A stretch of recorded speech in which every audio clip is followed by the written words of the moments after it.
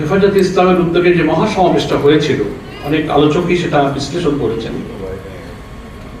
এটা শুধু হেফাজতে ইসলামের একটা মহাসমাবেশ ছিল না, কার্যত মুসলিম উম্মার দ্বীনের জন্য একটা বিপ্লবী সংগ্রামী চেতনার বহিঃপ্রকাশ ছিল। এবং এই মহাসমাবেশ এবং এর পূর্বাপর অনেকগুলো উপাদান এমন বাংলাদেশের একের পর এক ঘটেছে, যা 24 সালের জুলাই গণ অভ্যুত্থানের পটভূমি তৈরি করেছে। এবং একটা ঘটনা নয়, একের পর এক অনেকগুলো উপাদান তৈরি হয়েছে গত 15, 16, 17 বছরের আওয়ামী দুঃশাসনের যুগে। এই সব উপাদানের মধ্যে অন্যতম উপাদান ছিল এই শাপলার ম্যাসাকার।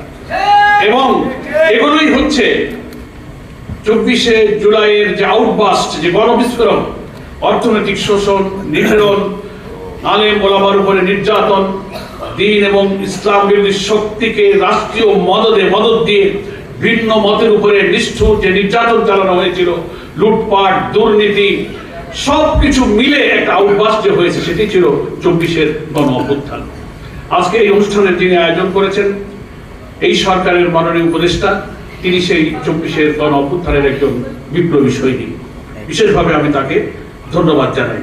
আমাদের এই জাতির অখণ্ডতা, আমাদের জাতিসত্তা এবং আল্লাহ তাআলার দ্বীনকে বিজয়ী করার জন্য স্বাধীনতার এই 54 বছরে এদেশের কত শহীদ, কত আলেম ওলামা, কত মাদ্রাসার ছাত্র, মুসলিম উম্মার অনেক বিপ্লবী মানুষের অকাতরে জীবন দিয়েছে, নিষ্ঠুরভাবে নির্যাতিত হয়েছে, তাদের দ্বীন বিজয়ের সেই স্বপ্ন আজও পূরণ হয়নি।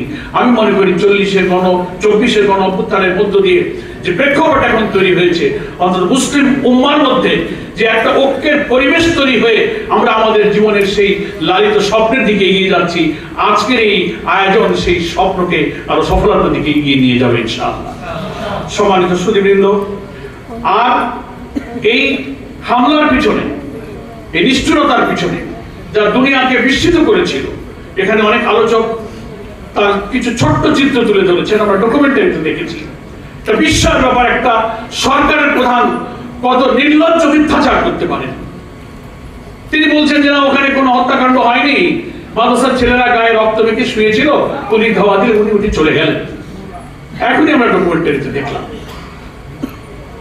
তারই নেতৃত্বে কিন্তু, তারই উদ্যোগেই কিন্তু শাহবাগ তৈরি হয়েছিল।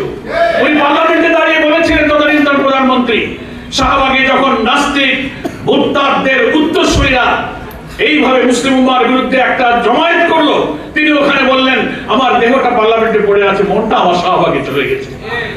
এবং এই শাহবাগীরাই এখনো থেমে যায়নি, তারা এখনো কিন্তু ছাই চাপা দেওয়া বারুদের মতো বিভিন্ন জায়গায় বিস্ফোরণের ষড়যন্ত্র করছে।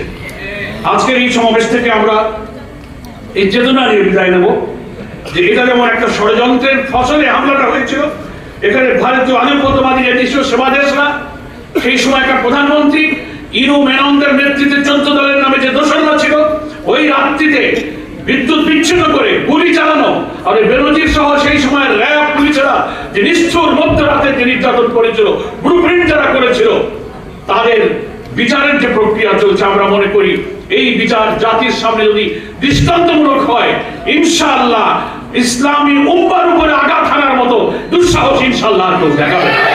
এই বিচারের কাজে যারা সাক্ষী আছেন, যারা প্রসিকিউশনে আছেন, সকলকেই সাহসিকতার সাথে ভূমিকা পালনের জন্য আমরা দোয়া করি এবং আমরা এই আশাবাদ ব্যক্ত করছি।